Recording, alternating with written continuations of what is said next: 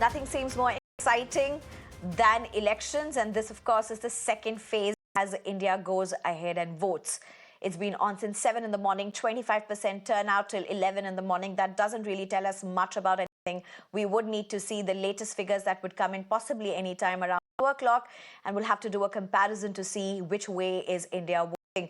Our focus is on Kerala today, but first, let's give you a roundup. The fiery first phase, 88 seats in total are up for grabs. 13 states go to vote. In the second phase of the Lok Sabha elections, all 20 seats in Kerala are up for grabs. 14 seats are to be voted for in Karnataka. Rajasthan has 13 seats going up for polls, whereas Uttar Pradesh and Maharashtra both will vote on 8 seats each. There are 7 seats up for grabs in Madhya Pradesh, 5 each in Assam and Bihar, 3 in West Bengal and Chhattisgarh, 1 each in Jammu and Kashmir, Manipur and Tripura. Of course, remember, the heat is scorching, and everyone is advised to ensure that you carry your umbrellas, you carry enough shade with you, whether it be hats or caps, or just run ahead with chunnis if you could, but go and vote as much as you can. Our focus is on Kerala, a state with 20 seats. May not seem huge, but is a state with huge stakes in the ideological battle, and we'll explain to you why. While the Congress-led UDF swept the seats in 2019 Lok Sabha elections, 19 of the 20, a huge exception and boost for the party that took a severe beating in much of the Hindi heartland, including some of the strongholds.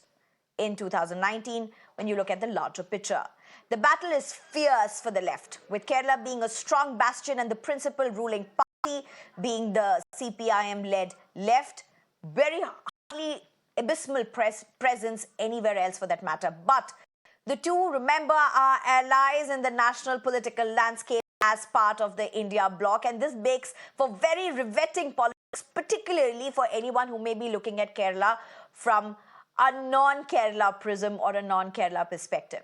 BJP has never had an elected MP in the state, but has seen an increase in vote share in several pockets and is putting up a tough contest in some constituencies. Let's just look at some key battles before we take the entire discussion to a panel of experts. Heavyweights, of course, you have Rahul Gandhi in Wayanad, but quite frankly, no surprises are expected out of Wayanad. But it's interesting to see other candidates because of the weight they draw from their parties. Left has put up a well-known figure, CPI leader Annie Raja, a strong messaging out that it's not intending a walkout from their side for Rahul Gandhi, or walk through for that matter. And BJP has fielded its state chief K. Surendran, again a messaging involved. Thiruvananthapuram, of course, is a high-profile constituency as well, with 3-time MP Shashi Tharoor looking for another win, but BJP has fielded Rajiv Chandrasekharan, Union Minister, who's definitely giving a tough fight in this constituency. Left has fielded CPI leader Panyan Ravindran. Again, this is a constituency that gave Kerala the first and only BJP MLA O. Rajgopal, the Nemam constituency, the assembly constituency, which is part of Thiruvananthapuram. Then you have Vadakara. It's a fierce fight again, and this is interesting if you look at it because it's a fierce fight between the Congress as well as the left. You have K. Shailaja, who was a former minister in the state cabinet, and we'll get to that, as well as Shafi Parambil. Now, K. Shailaja is a CPM leader who even headed the state as a health minister during the COVID pandemic, and eventually was dropped from the cabinet during the historic second that the left won in the last assembly elections. Shafi Parambil, if you remember, in the 2021 elections, Shafi Parambil defeated BJP star candidate E. Sridharan in a nail-biting tough contest by a margin of just about 3,480 votes. There's also, of course, Thrissur, where Prime Minister Modi has repeatedly held rallies, and BJP is trying to give a strong contest with actor Suresh Gopi being the face. Congress has fielded their heavyweight MP K. Muralidharan. But remember, he's had a defeat in 1998 in Thrissur, but that was a very different political scenario and a political landscape, and the family has seen a series of historic setbacks in Thrissur. He's son of late Chief Minister K. Karunakaran, who may not know about this, but remember, K. Muralidharan's sister, Padmaja Venugopal, recently joined the BJP, forcing him to even sever ties with his sister publicly. You, of course, have Pathanamthitta, where A.K. Antony's son, the veteran Congress leader's son, Anil K. Antony, is contesting as a BJP candidate. Veteran Congress leader, three-time MP, is Anto Antony against him. And interestingly, all three candidates are Catholics, including the CPM candidate Thomas Isaac, who has also been a finance minister in the first Pinarayi Vijayan government, was dropped off later and under the scanner of the probe agencies as well. Let's just quickly get you the reactions before we go over to our panel.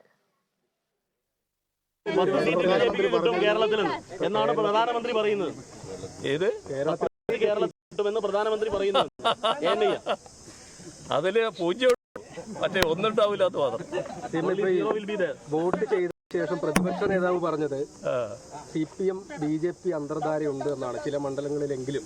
അത് ഗോൾവാൾക്കറുടെ മുമ്പിൽ താണ് വണങ്ങി തൊഴുന്ന ഒരാൾക്ക് മാത്രമേ ആ അന്തർധാര ഉണ്ടാക്കാൻ കഴിയൂ. ഞങ്ങൾക്ക് ഒരാളുടെ മുന്നിലും താഴേണ്ടതോ വണങ്ങേണ്ടതോ ആയ പ്രശ്നം വരുന്നില്ല. ഇത്തരം കാര്യങ്ങൾ എല്ലാ കാലത്തും നമ്മുടെ നാട്ടിലെ വർഗീയ ശക്തികൾക്കെതിരെ ഉറച്ച നിലപാട് സ്വീകരിച്ച ഒരു പ്രസ്ഥാനമാണ് CPIM. അതിൽ RSSന്റെ കൊലക്കത്തിക്കിരയായി സാക്ഷിത്വം വരിക്കേണ്ടി വന്ന സഖാക്കളുടെ ഒരു വലിയ നിര തന്നെ ഇവിടെ കാണാൻ കഴിയും. എന്തിനാണത്? എന്തിനു വേണ്ടിയായിരുന്നു? എന്തായിരുന്നു ഉദ്ദേശം? അതൊന്നും പറയാൻ വേറെ എല്ലാവരും ഇപ്പോൾ. അതുകൊണ്ട് അതിൻ്റെ മറ്റു കൂടുതൽ കാര്യങ്ങളിലേക്ക് ഞാൻ പോകുന്നില്ല എന്ന് മാത്രം. ആ പാർട്ടിയെ ഞങ്ങൾ ഇങ്ങനെ അന്തർധാരക്ക് നടക്കുകയാണെന്ന് പറഞ്ഞാൽ അതൊന്നും ചിലവാകാതെ അവരുടെ രീതിയാണ്. അവരാണ് അന്തർധാരക്ക് തയ്യാറാകുന്നത്. In Kerala, we got 19 out of 20 seats last time, and we lost Alapuri seat by a few votes margin. This time our AICC General Secretary is contesting, Mr. K.C. Venugopal is contesting from there. He will win with wonderful margin. There is a trend against the central government as well as the state government. And there is an anti-incumbency against the state government also. So, and we have fielded very good candidates in the field. They are doing well. So our assessment is that we will get 20 out of 20. The fact is that we have never heard a single criticism of the BJP from the LDF campaign, and we have not heard a single criticism of the LDF from the BJP campaign. Both have trained their guns on me. Their invective, their campaign has been directed solely against me.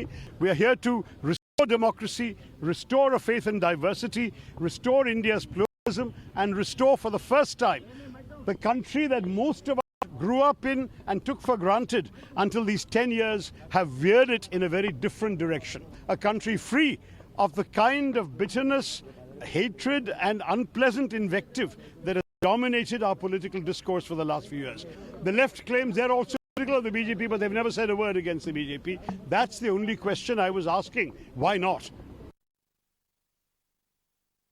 We're joined by Rajiv Chandrasekhar. Sir, this is the second phase and polling is underway. You visited multiple booths. How do you feel, sir? No, the turnout is robust. I am urging people to come out and vote. There is a tendency to wait to the day, but as it's warm, people get slower and slower to the booth. So I'm encouraging everybody to come out and vote as early as possible and vote for change. It is clear that the people of Tirunelveli are fed up after 15 years of just talk, 15 years of listening to India's Abhimanam and how smart somebody is. People want real progress. People in the coast want real problems to be really solved, and therefore they want change. They want somebody who can come and work for them, who can deliver for them, rather than write books, talk about. The Congress candidate has come out and said that he's confident that he's going to. No, I am also confident that he's confident that he's going to say he's confident. I'm very confident that he's going to say he's confident till he loses. That is par for the course. That is what the Congress does. They said it in 2019 and they lost heavily. They said it in 2014 and they lost heavily. They're saying it now and they will lose even more heavily. So amongst all the politics, they're also, blaming the EVMs and VVPATs. So SC has come out and said that they will continue. All this will happen. They will blame the sun. They'll blame the stars. They'll blame the sky. They'll blame the road. They'll blame the EVM. They'll blame the people. They'll blame the Indian democracy. At the end of the day, they will not blame themselves. They will not blame the lack of any ideology. They will not blame the fact that they have not done anything for the last 15 years. They will not blame any of that. But they will certainly blame everything else, including the tree and the cars and the roads. So it has said that we can continue voting with the EVMs and it will be. Yeah, so therefore there goes one more excuse for the Congress party. saying VVPAT, VVPAT, VVPAT. None of this matters when they win an election. It only matters when they know they are going to lose heavily. When they know they are going to lose heavily, then all of these excuses come up. I am surprised that Rahul Gandhi hasn't come out and started talking about the constitution yet, or the judiciary, or the legal, or the framework, or the voters. All that will also start on the 5th of June. Let's stay tuned for that. We are very sure of a historic mandate in Kerala. So this is not an election to choose a few MPs in Kerala. This is a national election. This is the first time in India's history where a two-time sitting Prime Minister is going for a third election with zero anti-incumbency. There is a Modi wave across India. So there is a lot of excitement for a Prime Minister's vision for India. And Kerala is no exception. So we are very sure that we will win more than 370 seats for our party, more than 400 seats for our coalition. And rest assured, a large number of them will be from Kerala. This time we will create history. Right, and I'm being joined by my colleague Shweta at this point. Shweta, you are in Wayanad. What are the scenes there? Are people coming out to vote?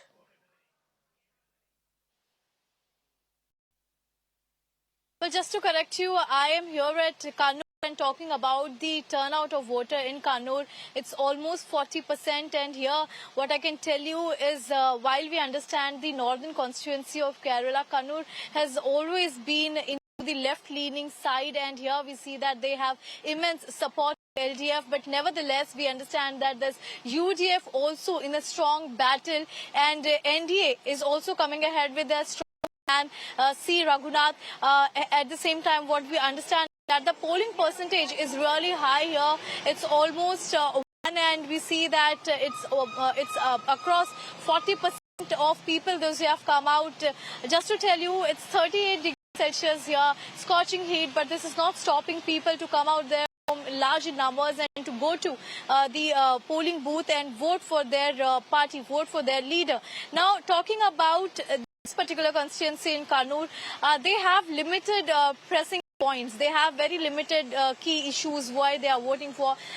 These people are very much politically aware what they want and why they want their why. But if everything is very clear, and this is the reason why they are keeping to themselves and coming out large in numbers to vote, to exercise their right to vote. Nivedna, along with this, what we have also observed here on field is that the immense support what Pinarayi Vijayan has been getting from the people of Kannur, as just in the morning we were with him, we had a sequence with him, and what we have got to know so far is that this particular constituency is somewhere leaning towards left, but UDF is also on a strong battle. Right. Thank you very much, Shweta. It's actually very interesting of what you pointed out, that people in Kannur are very aware, but frankly, this state is one state where voters across from the north of Kerala till the south of Kerala know what they want. They are absolutely clear. They follow their candidates extremely closely. Whether you're a rickshaw driver, whether you're a shopkeeper, whether you are a businessman or a teacher, anybody, most of them would be reading their newspapers. And the chai addas, you know what you call in the north, the chai addas is the center of conversations. You would have them holding their newspapers and enjoying their morning kappa.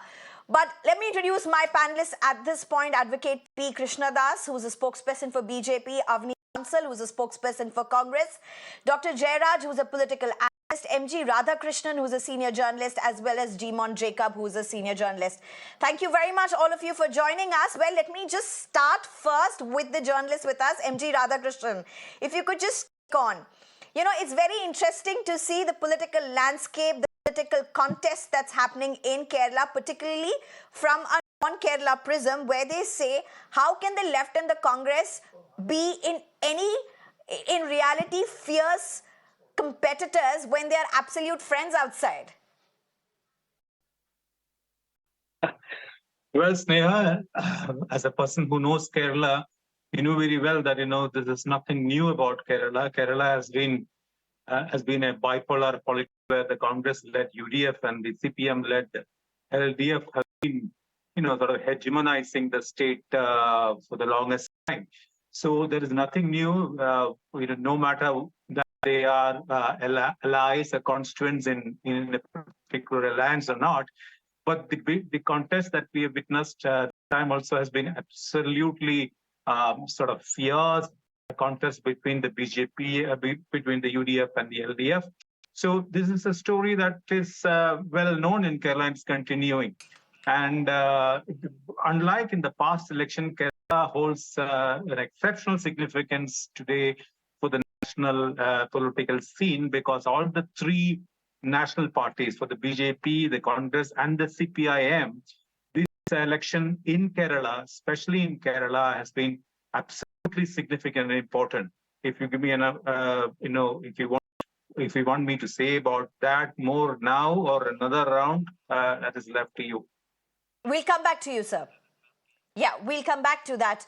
On that, do we have Jimon Jacob with us as well? Yeah. All right, Jimon Jacob, Hello. if I can ask you, how do you make out of what's happening with the BJP? Okay, even before I come to the BJP's question, just look at the A team, B team allegations that are flying between the left and the Congress. We'll get BJP in a bit. But before that, just look at this. Congress is the B team of the BJP.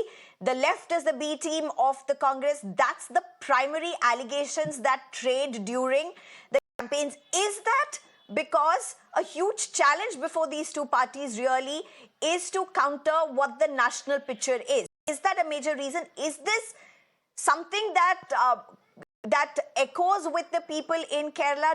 Is it a concern, or do they understand Kerala dynamics is very different from the national picture and they give it a bypass? How does it look like? The Kerala political scene is very different from the national political scene. The Kerala, where the India bloc allies are clashing here.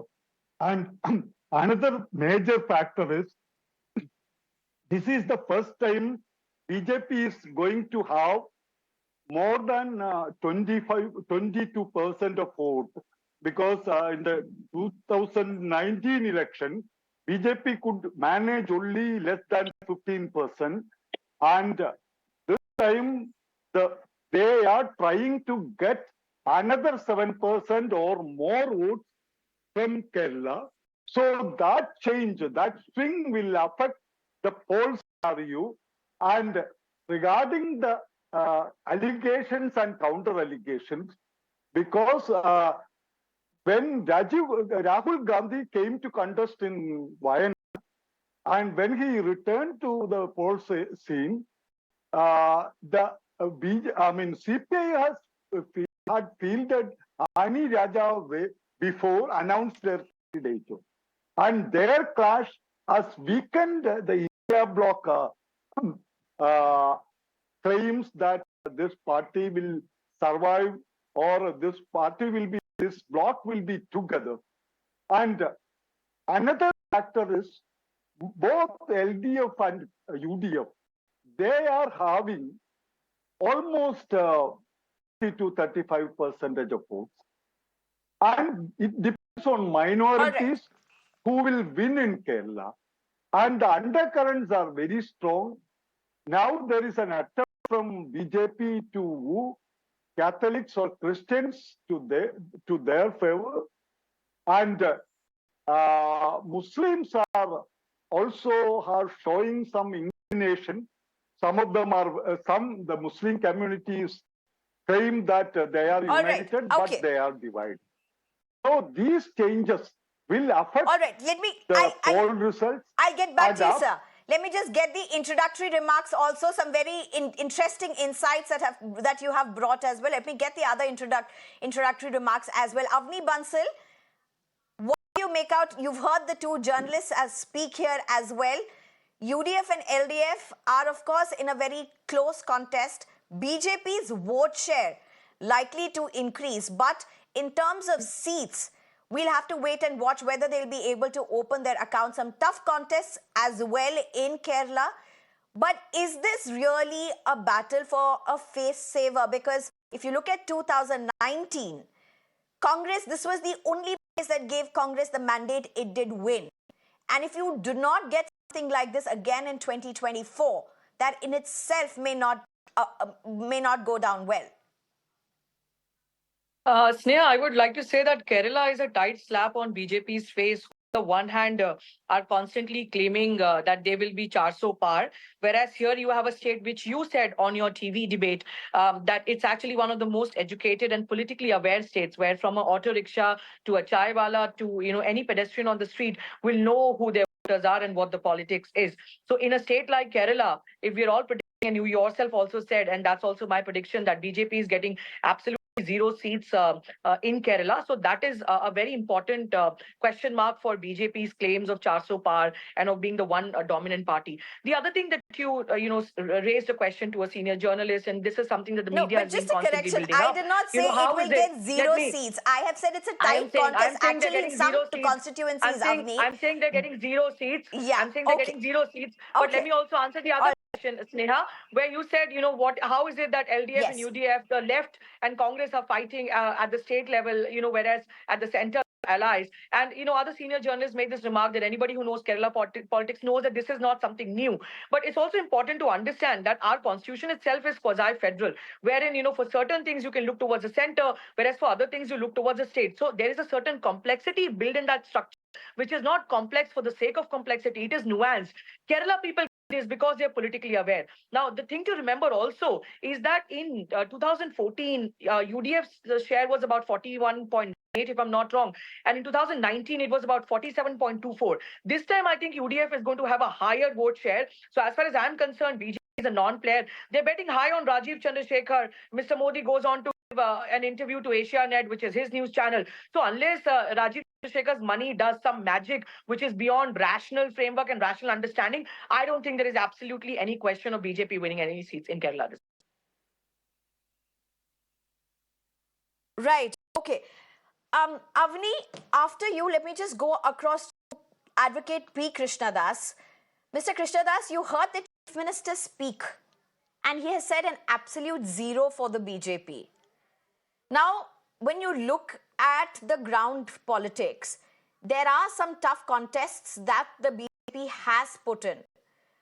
But even if you do increase a vote share considerably, how much of that would be a big win for the BJP, considering the Kerala landscape? It's been a challenge for the BJP.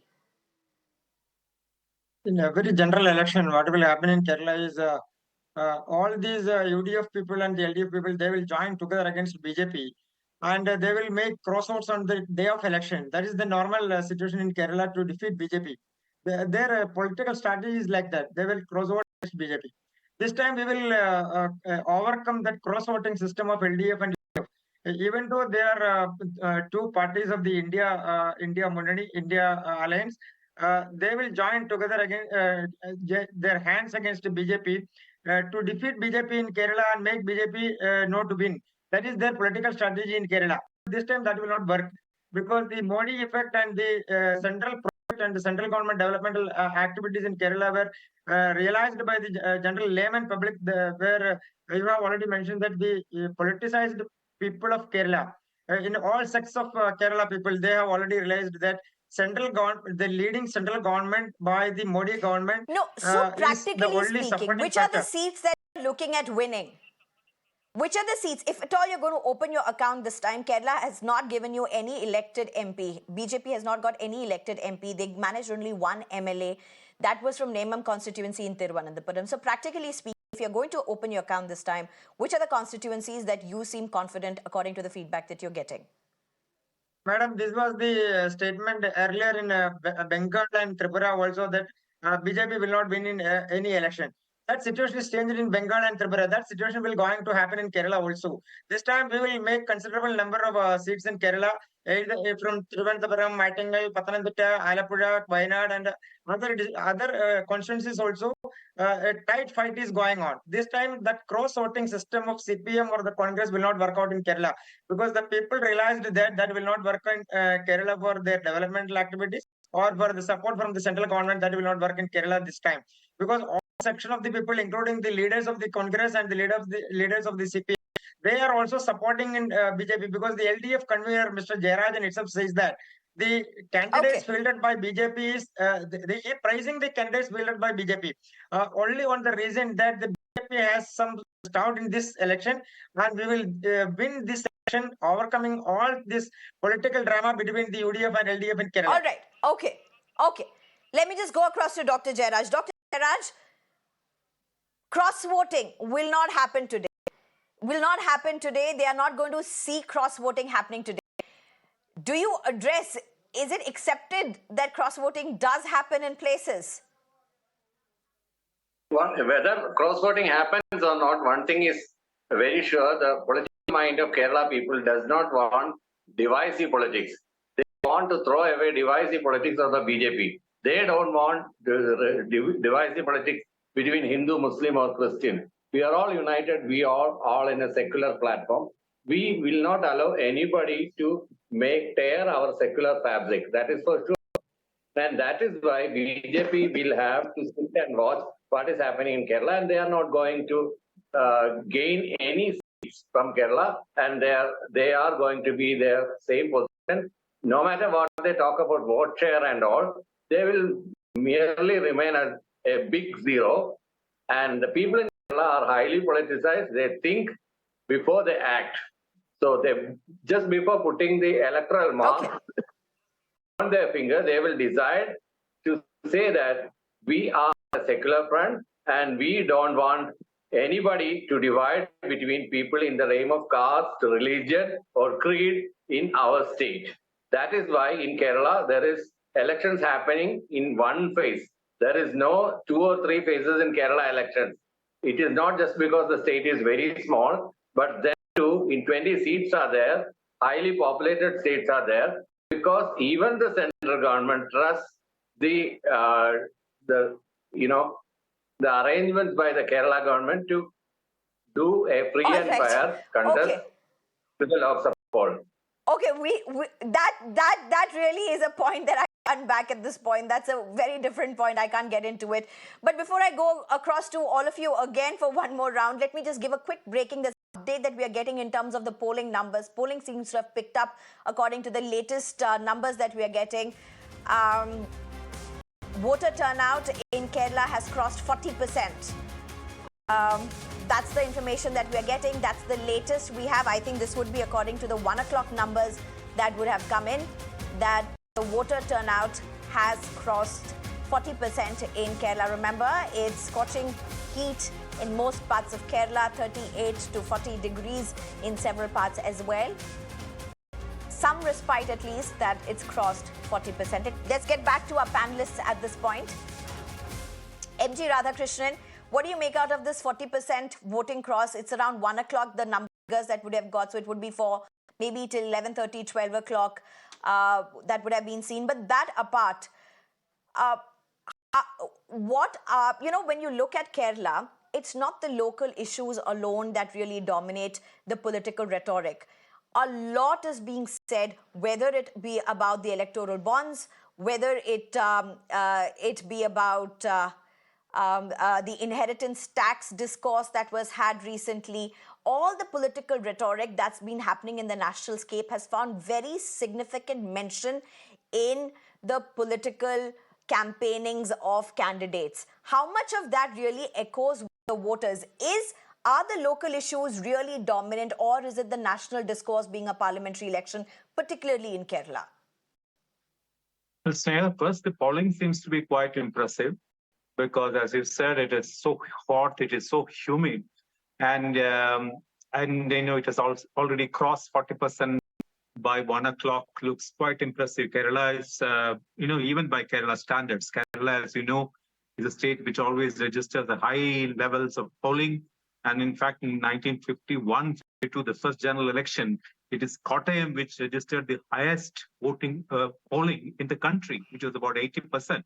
So that is a tradition and history of Kerala, which still continues. But that's what I said, even by Kerala standards, 40% looks quite impressive. Now, second question, as you said, is the issues that have figured in Kerala have, as that is also a familiar history, a familiar pattern. Because even in the local Gram Panchayat election up to Lok Sabha, the kind of issues that are thrown up are quite mind-boggling. Actually, it ranges from the local, the most, the so-called, the smallest issue of a local dimension to international issues. In Kerala elections, and there was a time when even Panchayat elections actually debated Saddam Hussein and other things. And now even this election, as you rightly said, issues like, in what's happening in Gaza, what is happening in Israel, Palestine, all those issues have figured very, very absolute, in quite a significant dimension in Kerala, and which has always been like that. So Kerala, but in this particular election, the stakes are so high, as I said in the beginning, for all the three national parties. The BJP, because Kerala has been absolutely inaccessible for Kerala, it has become actually a prestige issue for Kerala. And as you mentioned, Narendra Modi has been touring state for continuously, in the sense that 5 times or 6 times, which is unprecedented in the last 3 months. And so Kerala occupies an extremely important position in their Mission South. And so that is one thing. For Congress, no state has given Congress or the UPA, as many seats as it did in the last 2019 election. So 20 seats and 19 seats. And later it came down to 18, but 18 states from a single state is so high. So for Congress, it is so important, critical, that it wins maximum seats in Kerala. And for the CPIM, it's an existential election, because it is almost marginalized in the other 2 states, and Kerala is their last frontier. And so even their, national party status is actually at stake now. So it is not going to this election's results is not going to immediately affect their national party status, but it is going to be a major milestone in their efforts to salvage its national party status. And especially when 2025 marks the centenary of the Indian Communist Party, the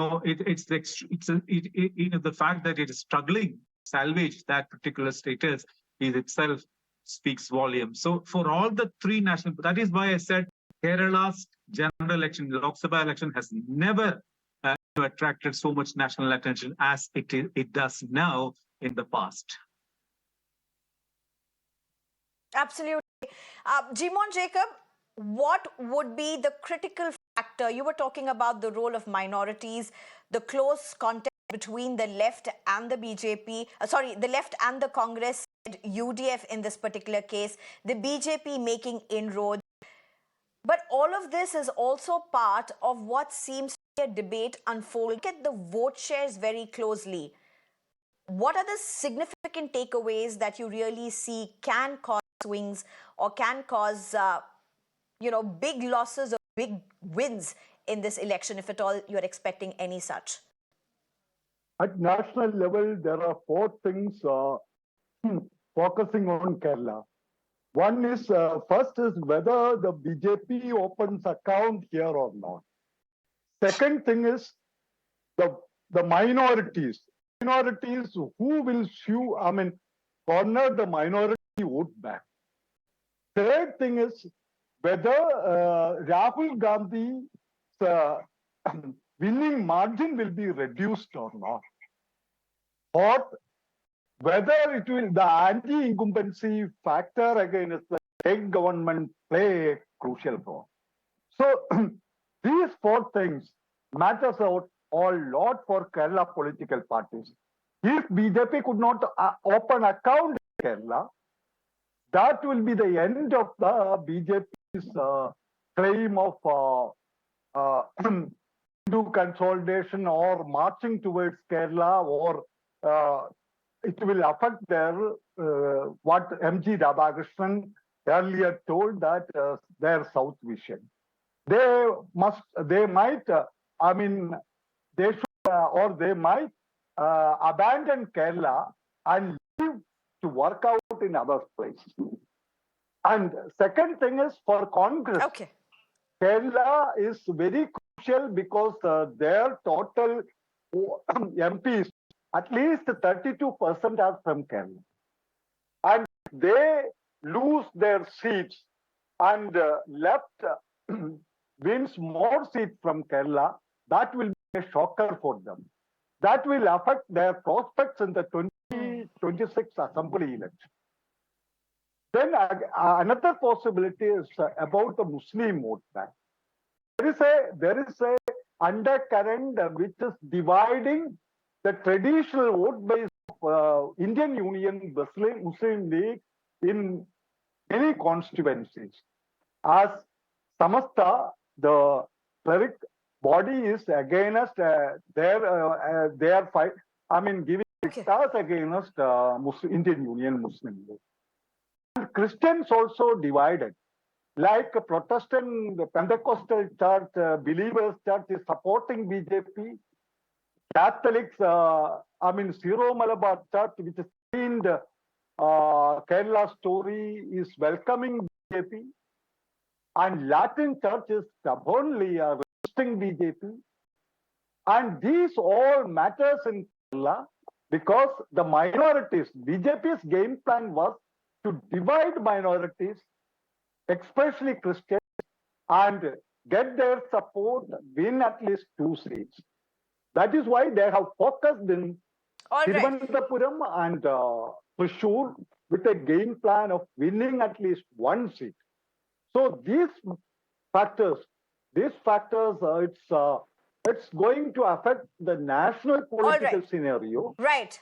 Affecting the left, affecting the contest, and the credit of the BJP. Okay, let me just go across very quickly the other 3 panelists as well. And, as you were mentioning, Jimon, very important point from both MG Radhakrishnan as well. Jimon, Jacob, 2 very veteran journalists in Kerala. Thank you so much for joining us. Very quickly to you, Avni Bansal, at this point, realistically speaking, all 3 of you, I'm going to ask you this question. How many seats are you expecting? So UDF is expecting 20 out of 20. We are in fact very sure. And I think BJP has accepted defeat even before they nominated their candidates. Please remember and bear in mind that for all of the key seats, the BJP spokesperson is saying they're going to try. They actually nominated their candidates very late. If the BJP was serious, they wouldn't send somebody like Rajiv Chandrasekhar in Thiruvananthapuram. I mean, he hasn't been able to fare well in Bangalore. Why send him to Kerala? This is also acceptance of the fact that actually BJP does not have any local Kerala strong leaders who they can field in an MP election. You are having to bring somebody who has a track record of failure from Bangalore and Karnataka to Kerala. So which I think is also an implicit acceptance by the BJP that they're not serious about Kerala. They know that their divisive politics is absolutely going to have zero traction as far as Kerala is concerned. All right. And Dr. Jairaj, how many seats are you expecting for the left to win? And generally, truly speaking, there will be 10 plus or minus 2 for the LDF in Kerala. 10 plus or minus 2. That is my calculation, my personal calculation that I've gained from different centers.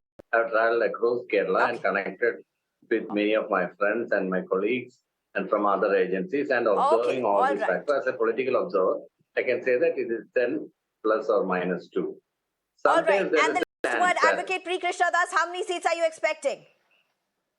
BJP this time from Kerala, we are expecting 4 to 5 seats in major where the serious contest is conducting between BJP and the other UDF and LDF friends. Here the issue is, Madam, basically discussed it not only with the Kerala government or Kerala issues, but the national issues also were discussed in this election.